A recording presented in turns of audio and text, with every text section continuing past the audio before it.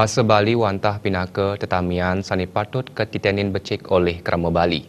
Pemerintah Provinsi Bali talar sampun ngemedalang pergub nomor ulung dasa warsa kalih tali Plekutus. Kawentenan pergub puniki kesanggara becik oleh mekudang-kudang angga.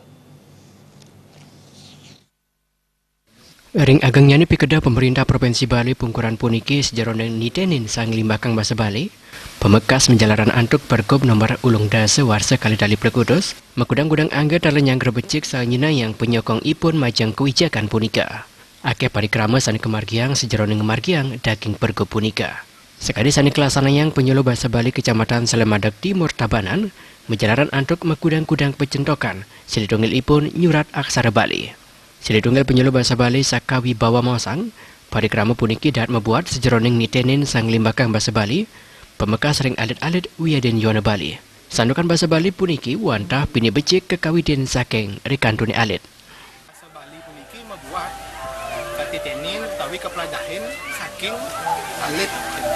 Sandukan bahasa sastra miwah aksara Bali punika mendokumentasikan utawi muat sarin-sarining pikayun utawi sarin-sarining kebudayaan sane wonten sering Bali. Nah punika dadosane alit-alite yen sampun saking alit meladahin bahasa Bali punika dapat becik pisan.